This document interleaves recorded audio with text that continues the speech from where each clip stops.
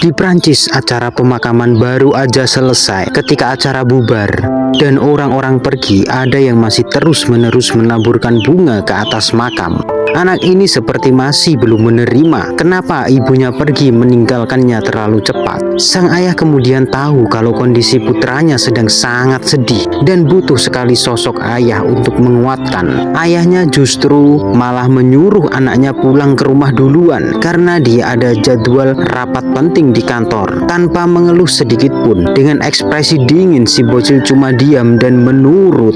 1 tahun berlalu, di suatu bazar terlihat ada seorang pria, sebut saja namanya si Jono, sedang sibuk menawarkan barang dagangannya kepada pengunjung. Meskipun disabilitas, tak bisa memakai tangan kanan, tapi dia sangat jago banget untuk jualan. Walaupun barang yang ditawarkan barang aneh, yaitu teko berkepala 2. Gara-gara pintar ngomong, hari itu juga dagangannya laris manis. Sayangnya, di tengah jual beli, mendadak beberapa petugas polisi datang menyita seluruh barang dagangan karena dianggap barang impor ilegal. Kemudian dia pulang. Setelah dia pulang, dia pun sangat merenung dan dia pun bertemu dengan istrinya yang juga tengah hamil. Bagaimana cara melunasi hutang sebesar 3.000 euro. Sedangkan semua uang tabungannya sudah digunakan untuk impor ratusan teko berkepala 2. Karena si Jono mulai mikir untuk kelahiran anak pertama mereka. Si bocil bernama Alek ini sedang sarapan bersama sang ayah. Sang ayah pun bertanya tentang ulang tahunnya yang ke-11 besok. Dia minta hadiah apa, tapi dengan dingin Alek menjawab pertanyaan tidak mau apa-apa. Keesokan harinya si Jono mendatangi kantor agensi penyalur pekerjaan dan dia bertanya kepada staf di sana, apakah ada lowongan kerja yang bisa menerima orang disabilitas. Waktu memeriksa daftar lowongan, ada satu lowongan yang cocok untuk si Jono. Dan si Jono pun tanpa pikir panjang langsung mengambil lowongan tersebut. Dan malam itu juga dia langsung bekerja sebagai security mall. Tu vas chercher un vrai travail. Et vous êtes vraiment cool, hein, c'est ça que j'apprécie. Allô, les routiers, quelqu'un m'entend? Bien sûr, je viens. Alek datang bersama para bodyguard serta direktur mall. Dia berkata bahwa hari ini seluruh mall isi dalamnya disewa untuk hadiah ulang tahunnya Alek. Ketika dia melihat toko mainan, dia tertarik dan memperhatikan sesuatu. Pas dipantengin, ternyata ada si Jono yang ketiduran. Dan ketika si Jono sadar dan bangun, tiba-tiba dia panik dan langsung pura-pura kerja. Pas mau turun, celananya tersangkut. Dan ketika bodyguard Alek mencoba membantunya, dia malah nonjok karena gara-gara dia nggak bisa diem.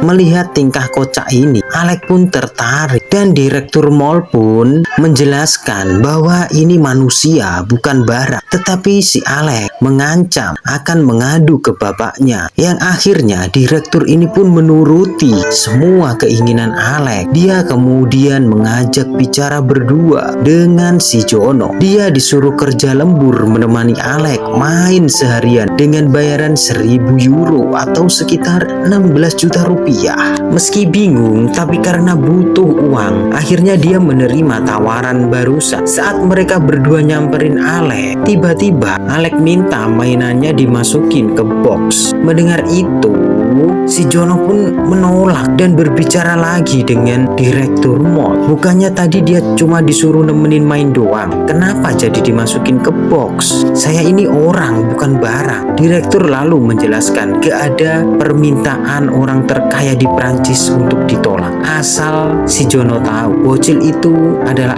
anaknya bos dari segala bos. Berapapun uang yang diminta pasti dia kasih, asalkan si Jono mau dimasukin ke box. Dan untuk melunasi hutangnya dia butuh uang sekitar 3.000 euro. Tanpa pikir panjang, si Jono pun setuju dan terus langsung memerintahkan bungkus nih orang. Cadeau cool. Ouvre. Ketika keluar dari box, Si Jono pun melihat kamar Alek pintunya bisa kebuka otomatis. Koleksi mainan yang sangat banyak dan dekorasi kamarnya seperti berada di luar angkasa. Alek kemudian mengajak ke ruangan bawah. Karena kebanyakan nanya, si bodyguard bodak akhirnya melemparnya ke perosotan dan akhirnya dia sampai di ruangan bawah, yang kemudian dia sangat melongo dan terkejut karena di situ ada time zone yang permainannya sangat banyak banget. Alek mengajak dia main. Awalnya si Alek menang 2-0, tapi pas si Jono mulai serius, dia berhasil bikin skor menang 3-2. Karena kesal, Alek pun mengajak si Jono main yang lain.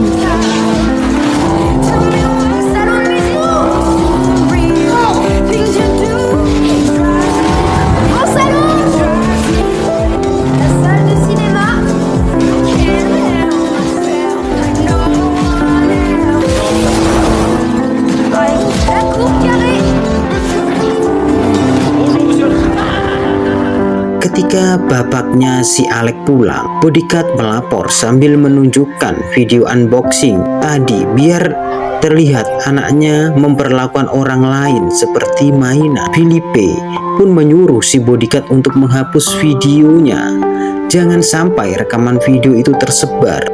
Dan Alek lagi main polisi-polisian bersama si Jono, yang kemudian Filipe, ayahnya si bocil itu, menyapa lalu mengajak makan bareng di meja makan. Meski segalanya terlihat mewah, namun si Jono bingung kenapa suasananya sepi banget. Bahkan makan duluan tanpa bilang selamat makan. Ketika mencicipi makanannya, si Jono pun sampai nangis. Makanan-makanan seenak ini dimakan setiap hari, tapi keluarga mereka kelihatan tak bahagia. Selesai makan, pelayan pun membawakan kue, lalu mengucapkan kepada si bocil Alek tersebut, "Selamat ulang tahun." Makin bingung si Jono. Jangankan tepuk tangan, senyuman aja nggak ada. Setelah merayakan ulang tahun, si Jono pun menandatangani surat pernyataan untuk tidak memberitahukan kejadian hari ini kepada siapapun, dan dia mengambil bayarannya dan dia pulang.